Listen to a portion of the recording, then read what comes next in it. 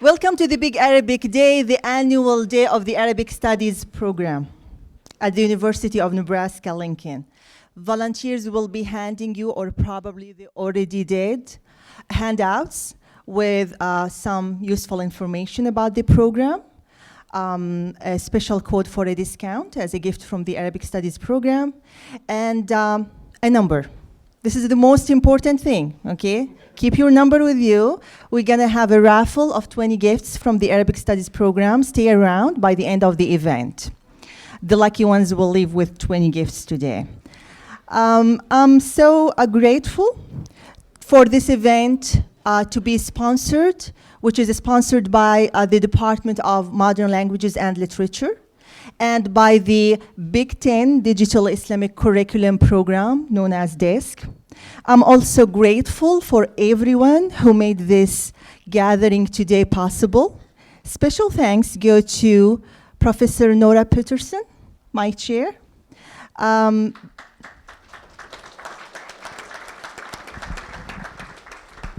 Bree Peterson, Michael Mason, our computer specialist, who, by the way, speaks fluent Arabic. Listen carefully to this. Trust me, a computer specialist who speaks fluent Arabic, it can never get any better, Michael. Good for you. Special thanks to Hassan Al-Mukharrik, Mustafa Al-Mishal, Brianna Gitterson, Mike Cam. Every year we celebrate in the annual day with faculty, students, and community guests the many achievements of our students, the many collaborations with other faculty and programs, and the growth of the Arabic Studies program. As usual, let's start by this visual presentation to show you 2019 in pictures.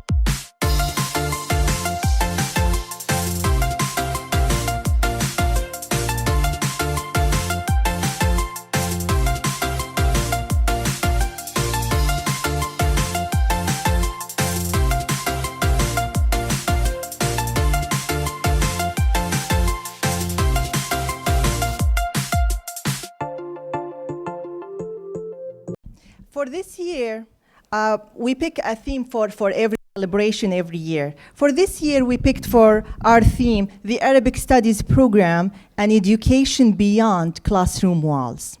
While I'll be loosely and very generally sharing with you some of what we do in our program in a mission designed to open our walls to the world, or even to say it in a better way, to invite the world in our classrooms, I have a special guest today, who's going to be telling you the rest of the untold story. They say it takes a village to raise a child. I say it takes a campus to offer a course or a class that challenges the boundaries of time and place. In our shared courses, we use synchronous video conferencing technology to provide a unique opportunity to engage with the students and colleagues at other campuses, both national and international. Arab 306 Women in the Quran was the first course taught at UNL through Nebraska's Global Virtual Project. This course was offered by Spring 2018 jointly with Nizwa University in Oman. The project was supported by the Aspen Institute's Stevens Initiative and the U.S. Department of State's Bureau of Educational and Cultural Affairs. While we had almost a 10-hour difference in time between the two campuses, students were able to sit together at the same time and take the course at the same time. They were even able to do joint presentations as their end of semester presentations. I still remember one student shared with me, she said, I'll never forget that minute when my partner at Nizwa campus got excited about an idea to add to the project and started texting me 3 in the morning. However, another more positive, it's all positive, but another more positive comment is from Dawson Quick Fahid, who's joining me today. He goes by his Arabic name, Fahid. Okay, so they can recognize you. Fahid says about the experience. Coming from a small town in the West, I have not had many chances to intellectually discuss some of the things being debated in the Arab world. Communication and faculty from Nizwa, I was exposed to many thoughts or ideas that are simply unobtainable without that experience. It helped shape my current understanding of culture and how that influences Quranic interpretations. I should also mention one of the most distinguished courses, which was offered by my colleague, Professor Lori Dance. The course is Immigration and Multiculturalism, Global and Local Dialogues on Refugees and Western Nations. It was offered by fall 2018 by the Sociology Department. Today, I would like also to highlight our partnership with DISC. With help from our partnership with DISC, Nebraska students got to take nationally offered courses. Islam in America and Rumi, 2 very important courses offered only by Rutgers, are some of what we offered through our partnership with DISC. Also, Nebraska's Women in the Quran was shared with Rutgers by Spring 2018 and Spring 2019. Currently, our students are taking the same course jointly with their new friends at Penn State University. Today, I'm honored to have a big campus guest joining me to tell us more about the course sharing. First, let me introduce Professor Nora Peterson, Associate Professor of French and the Chair of Modern Languages and Literatures. She's going to be introducing our campus guest. Let's put our hands together for Professor Nora Peterson. Thank you, Abla. Thanks for inviting me. This is really exciting to be part of this event, and it's great to see such a wonderful turnout. I've always said that my next language would be Arabic, so Abla, you can push me on that one when I have time someday.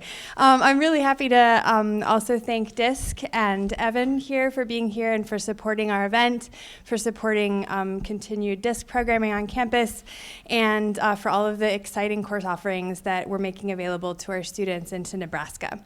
So Evan Murphy is the program coordinator for the Digital Islamic Studies curriculum, DISC, at the University of Michigan's International Institute. Evan holds an MA in Near Eastern Studies from the University of Arizona and is also an alumnus of the Fulbright Scholarship Program. He was in Egypt from 2013 to 14, and he experienced, as we were talking earlier this morning, he experienced a lot of really interesting things during that time. So he has a lot of stories to tell. Evan also coordinates the World History and Literature Initiative at the University of Michigan, a unique collaboration between the International Institute's Title VI National Resource Centers and the School of Education, designed to improve K-12 teachers' capacity to teach world history. In his spare time, Evan is also an avid angler, beach goer in Michigan? All right, I suppose. Lakes, sure. All right, we're all good, and music lover. So I'm happy to welcome him here today to present the Digital Islamic Studies curriculum, Big Ten Academic Alliance Collaborative Partnership, an overview and impact on student learning. Thank you, Evan. Thank you.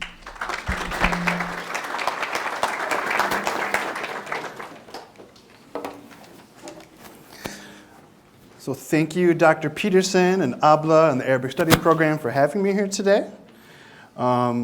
So I'm going to speak a little bit about the Digital Islamic Studies curriculum, really tell you about the history of this program, what's really involved in setting up a course share, which, as probably many of you would be surprised to learn, is very complex to set up just one of these courses.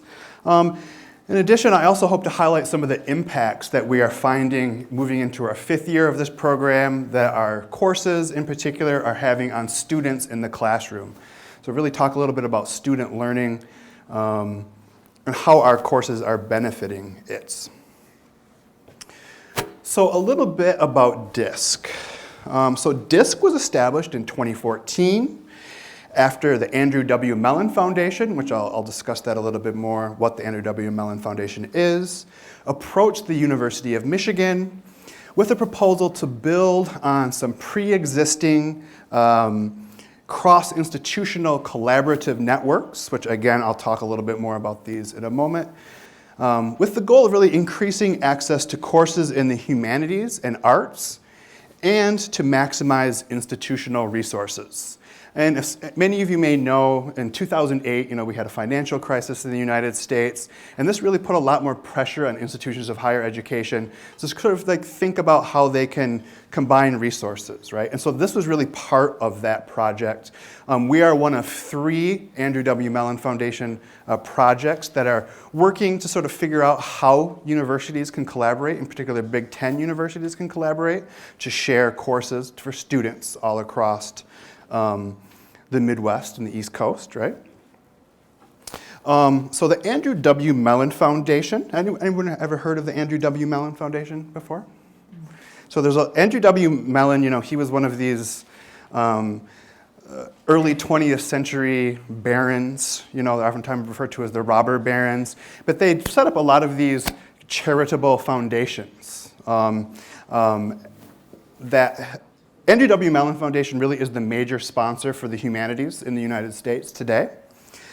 And so what it does, it really works to support the humanities and the arts through various programs that, one, aim to defend the centrality of the humanities and arts to a liberal education, right? And when I use the term liberal education in this context, what I mean is one that really prepares students to think critically about the world around them and prepares students to engage with the world around them, or civic engagement, which is really the foundations of the type of education that you all receive here and all the students receive at all Big Ten institutions, right? And so after DISC after the DISC proposal was accepted, we really set about setting up some goals, and the goals for our program were first to develop a collaborative program of instruction in global Islamic studies. I'm going to talk a little bit about how that is different from traditional forms of Islamic studies later. And then this is still a developing goal and one we're going to begin to work on in the coming years. A secondary goal, but still critical goal, is to impact the way in which we teach and also research Islamic studies in the US and beyond. So what do we mean by global Islamic studies, and how can we differentiate that from what we might call a traditional approach to Islamic studies? So Islamic studies at US universities has developed over roughly the last 100 years, and that the history of how Islamic studies or Islam really began to be taught in institutions of higher education in the United States will hopefully give you guys a good idea of how our approach is both drawing on these older approaches and then moving beyond them as well. So typically when you study Islam at an American university, first you're going to find courses on Islam in area studies programs or departments. So for instance, like a Center for Middle East or North African Studies, a Center for Asian Studies, a Center for Southeast Asian Studies, right? But as you can imagine with those names of those programs, they have a very regional focus, right? So if you're going to study Islam in a Center for Middle Eastern Studies, you're going to learn about Islam in the Arab world, right, typically. Now that gives what? A false impression of where Islam is in the world, who Muslims are, right? Because what's the largest Muslim country in the world? Anyone know? The Philippines? Indonesia, right? With the largest population of Muslims in the world is Indonesia. That's not in the Middle East, right? So you can get a skewed interpretation of what Islam is, who Muslims are, right?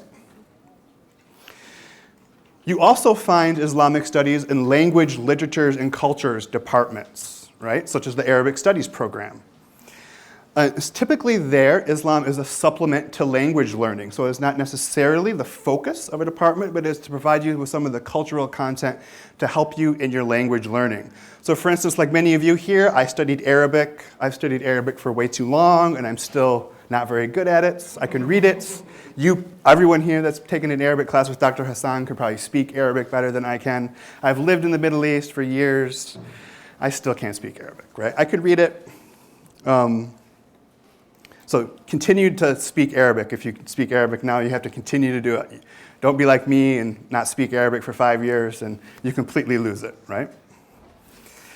But another location that you can find Islamic studies in the United States is in religious studies departments. Now, religious studies departments traditionally come out of an older tradition of scholarship known as Orientalism, where there was a really strong emphasis on texts. So they go to the texts of, in a very traditional form anyways, you're really only concerned with the text. You're not really studying the people and like their contemporary situation.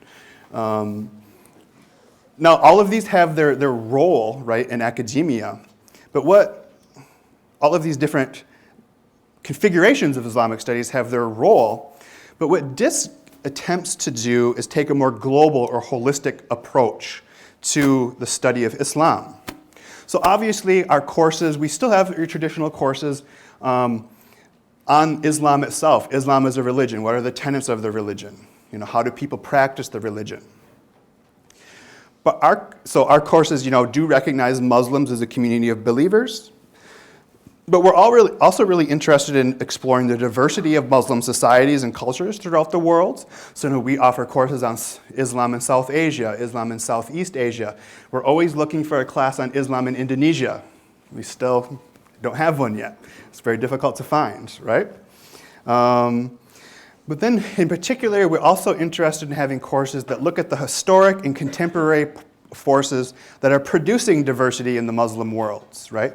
So some of our courses explore the role of globalization, not only contemporary globalization, but there have been other eras of globalization in history. The 19th century can be considered an era of globalization as well. So looking at how those forces impact the transformation of the Muslim worlds and the religion itself. So what makes this possible? Really, without the Big Ten Academic Alliance Course Share program, we would not be able to offer these courses. Okay, this is what makes all of this possible. So I'm going to talk a little bit about what the Big Ten Academic Alliance CourseShare program is, because this is the underlying framework for all of these shared courses, because I'm sure there's some less commonly taught language courses here that are also part of the CourseShare program here at University of Nebraska. So the CourseShare program was established first in 2005 as a voluntary and systematic method for faculty to share courses across institutions. And there were really several different goals of this program when it was first established. And I mean, it has been built upon in many different ways. Just like DISC, the CourseShare program was designed to increase student access to specialized courses, in particular language courses. For instance, last semester I was visiting Penn State University, and I sat in on a course where the students were reading hieroglyphics. And I don't know, I'm not even sure what the language was that they were speaking, to be honest. But I had no idea that there were classes, you could read hieroglyphics. And my understanding is the faculty member running that class, he was the only person in the United States that could read that particular version. I think it was Middle Egyptian hieroglyphics. So it's designed to allow students that are interested, no matter which Big Ten university that they were enrolled at, to take these type of courses if they wanted to, right? Because imagine if you were studying, you had a language that was very important to your degree program that you weren't able to access at university. That would put up a barrier, right? So again, the idea here was to open up opportunities for students. Another goal of the CourseShare program was to facilitate faculty collaborations across institutions. So for instance, there are many team-taught courses at the University of Michigan recently. There was a course that was being team-taught by a professor at the University of Michigan and at the University of Chicago, which the University of Chicago, even though it's not formally in the Big Ten anymore, is part of the CourseShare program. Historically, the University of Chicago was part of this program. But they taught a course on global warming, and there was this team-taught collaboration. DISC is also increasingly looking into doing courses that are more based on a faculty collaboration model as well. Another goal of the CourseShare program was to expand course enrollments.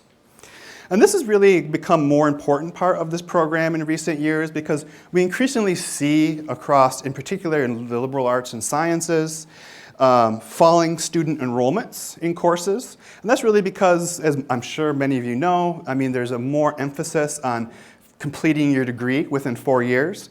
When I went to college, when I was an undergrad almost 20 years ago, I graduated and went back to took more classes. We weren't really too worried about getting done with everything in 4 years or less, right? Things weren't as expensive in the world, tuition wasn't expensive, and we didn't really have to worry about that. That has all changed. So another goal is just to keep alive, again, courses that might need to be canceled because of low enrollments. Every university has a different threshold for that. But a lot of courses have been taken off of the books at universities. CourseShare was also designed to fill in gaps in the curriculum, and this is really where the Digital Islamic Studies curriculum comes in. So our partners use this program to, in many cases, internationalize the curriculum, as Dr. Hassan discussed, to take their courses beyond the classroom and to bring in more diverse learning opportunities for students. Again, to preserve specialized courses as well. This ancient Egyptian class, which I'm still just amazed by this from my experience at Penn State. That class would have been canceled unless there was more interest across the Big Ten. But most importantly, CourseShare, in particular from the student and from the institution perspective, there is no cost sharing involved in this university. So when you're a student here at the University of Nebraska, you register for a University of Nebraska course, you pay University of Nebraska tuition, which is much different than tuition at Northwestern, 'Northwestern, or at the University of Michigan, right? So you pay your local tuition rate. That tuition money stays at your home campus, so it's reinvested into your home campus. It's not going off to another institution, which state governments and things like that really like that part of this. And you also are registering for courses at your home institution. So even in some of the courses that the University of Nebraska has received from other campuses, you're still registering for a course here, so that directly counts for your degree program. So you don't have to go to the director of the program, you don't need to go to the chair of the department and get special permissions, right, which can become kind of onerous. And most importantly, you do not have to pay any additional fees for CourseShare courses. So there's no additional funding requirements at all. So what does a DISC, a Digital Islamic Studies curriculum, Islamic Studies CourseShare look like? So we've developed some of these graphics. If you go to our website, digitalislam.umich.edu, you can see a little video, a little graphic animation that explains how this all works as well. And so what we do, I work with faculty, departments, information technology staff, audiovisual staff, to arrange what we call course clusters. And a course cluster is composed of the host campus, so where the course is technically, physically being taught. And we've shared courses with up to 3 different campuses, okay?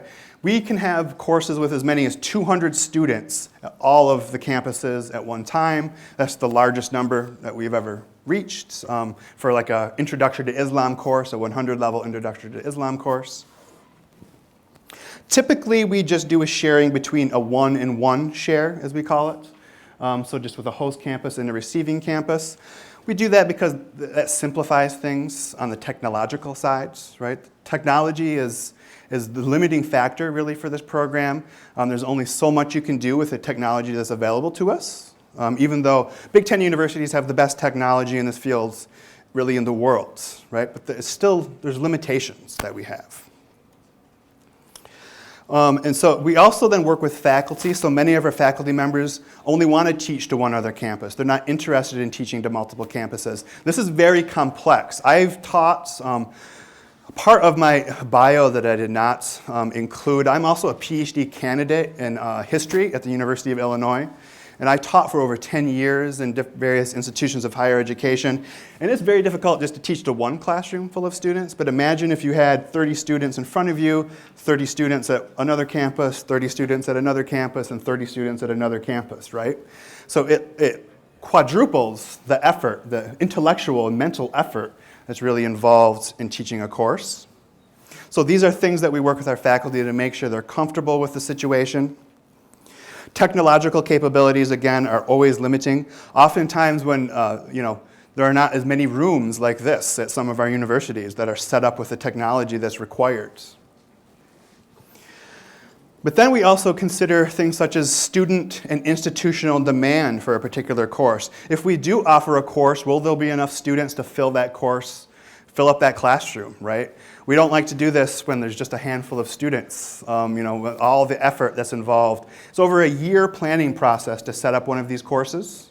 So we want to make sure that these are going to work. So to give you a bit of an idea, I know some of you have taken some of Dr. Hassan's courses, so you know what the arrangement is. But this is a picture. It's from a magazine article that was written about the very first course that was offered through the Digital Islamic Studies curriculum. This was our pilot course. This is Professor Butch Ware, who used to be a professor at the University of Michigan. He has since moved on to another institution. But here he is teaching his Islam in Africa course. So as you can see, this was our pilot course. So there were not very many students in the class. We were really testing out all the technology. But here you can see the students at the University of Michigan. And in this case, he is sharing, I believe that is with the University of Minnesota. So, if you have multiple campuses, the way we do this at the University of Michigan, we have these mobile carts. And so you could have 3 different sort of picture-in-picture screens there with your different campuses, In this situation, this is a pretty relaxed situation with fewer students. And so that's another reason why we want to make sure we have these arrangements set up and so that the faculty are able to adequately teach the students on both ends of the course share. So as Dr. Hassan mentioned, at the University of Nebraska, we have now run 5 course shares. Dr. Hassan's Woman in the Quran, which is one of our most popular courses, was been offered in the spring of 2018, 2019, and the spring of 2020 as well. It should not say fall. Should not say fall 2020. It should say spring 2020. But then we would also receive Dr. Sylvia Chan Malik's Islam in America from Rutgers University and seminar on Rumi. And as you can see here, there are some pictures from when Dr. Hassan visited Rutgers last year, right? And this was from Dr. Jaweed Mojaddedi's from Rutgers University for his visit to the University of Nebraska last year again as well, I think.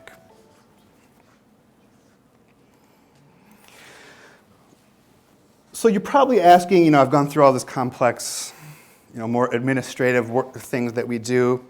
So what do students think about our courses? And that's the question you should be asking yourself. And those of us at DISC are also very interested in learning more from the students that are enrolled in our courses about their experiences in the classroom. This is one of only, as I mentioned, this is one of only 2 courses that offer cultural courses, right? So area studies type courses. There's another program, a Korean studies program that is also based at the University of Michigan that has a similar arrangement that we have with the Big Ten Academic Alliance. And so we conduct an online student experience survey each semester to gauge several different things about the student experience in our class. So first we want to know what student motivation. So why are you taking these courses, right? I have to admit, I don't remember one bit why I took a course when I was an undergrad. Probably just to finish my degree.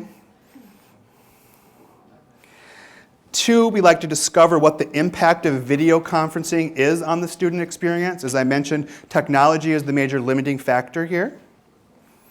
So we want to learn more about how we might be able to improve that. Are we doing a good job? When we do try to improve things, is that working? We want to learn more about the impact of distance. And when I mean distance, I mean literally the physical distance between the faculty member teaching the class and their students at remote campuses. What is that impact? Research on teaching and learning tells us that the student-faculty relationship, them building like a strong relationship and getting to know one another is very important to student learning. So obviously that's more complex when you can be separated by thousands of miles in the classroom, right? We have things that we do to mitigate this, and I'll talk about those in a moment. But we also want to know if we are providing students with a diverse learning environment. And that is probably one of the most important parts of this program, because research, again, tells us that classroom diversity, both in terms of the racial, ethnic makeup of students, and I would argue also the socioeconomic makeup of our students, is a very important factor in creating a diverse learning environment, one that in particularly helps students develop active or critical thinking skills and engages them intellectually. So what do we find from our student experience surveys? So unsurprisingly, DIS students, maybe unsurprisingly, DIS students explain to us that they take our courses due to personal interest in the topic, which could mean several different things, right? First, it means that they are interested in learning more about Islam, which was really what our program was premised on, right? That there are many students in the country that want access to learn more about Islam, and so they are taking our courses for those reasons. It also means, and this is something I've just noticed through some personal observations, that we have a lot of heritage learners, which is a term you typically hear in language learning, but a lot of first or second generation, the sons and daughters of immigrants from the Muslim world who might want to learn more about their religion in an academic setting. And it also tells us, and this is another question we directly ask, that students are able to take our courses to meet the requirements of their major or their minor. So this tells us again that our courses are having an impact and allowing us to help our partners fill in gaps in the curriculum that they're offering. And it's helping them diversify their course offerings. And I know here, the idea here, we're helping to internationalize the curriculum at our partner institutions. Thankfully, we're finding that distance between student and faculty, is not having a major impact on the student experience. Now, why is this? It's because we fund faculty visits to our partner campuses. So for instance, Dr. Hassan just returned from Penn State University, where she went to visit her students earlier this week. And we do that for all of our faculty members when it's possible, right? Things come up, and it doesn't always, faculty members aren't always able to travel, right? So we do this whenever possible.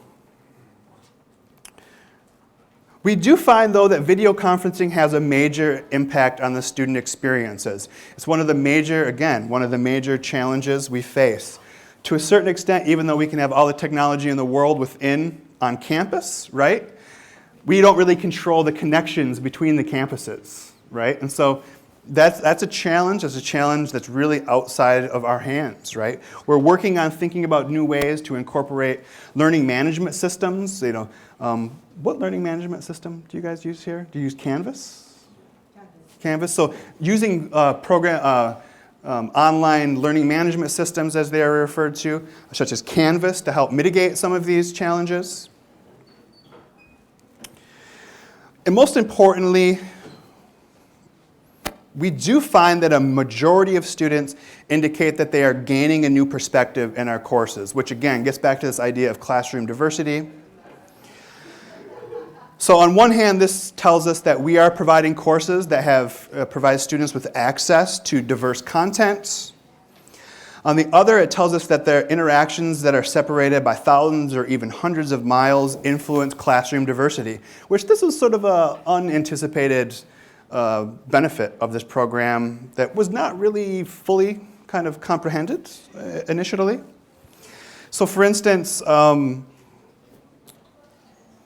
one of our courses that is taught by our professor at Michigan State University, he shared this story with us a few years ago about he was teaching a class. It was an Intro to Islam class, and they were somehow the topics of the various wars in the Middle East came up, right?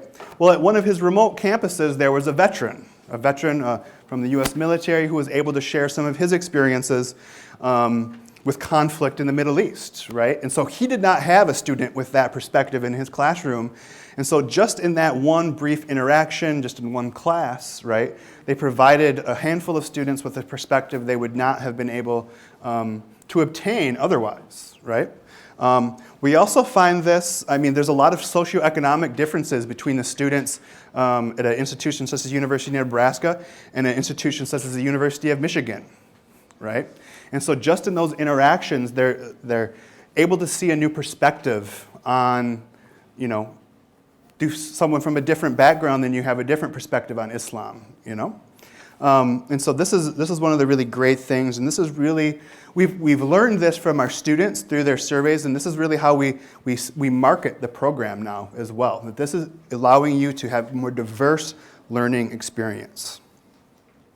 We also increasingly are finding that facilitation at both the receiving and the host campus is very, very important. So we fund teaching assistants or adjunct instructors at both sides of the course share so that they can help facilitate the course. Help students, make sure that the faculty member that's teaching the course is aware that there's maybe a question on the remote end. It's very difficult when you're just looking at a TV screen to really be able to gauge what the students are thinking. You can't really see their facial expressions.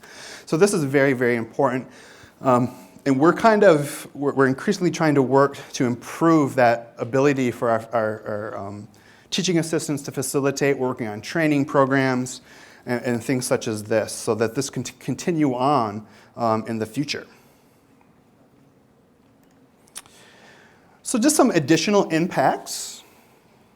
So we're increasingly also finding more cross-institutional collaborations of a sort of a different sort.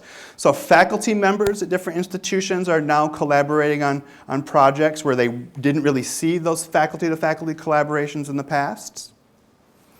One of the best parts of this is faculty-to-student collaborations. So many of our faculty members, they get to know students at the other campus. And those students, particularly if they go on to graduate school, are becoming the graduate students for faculty, for some of our teaching faculty.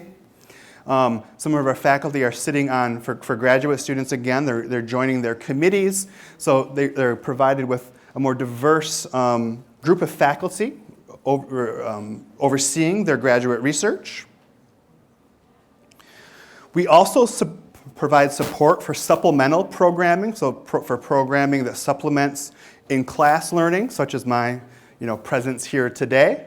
But we also fund a lot of programming all across the Big Ten. This year we have funded events at 7 different institutions, and we're up to something like 26 events across all of those institutions that we have supported.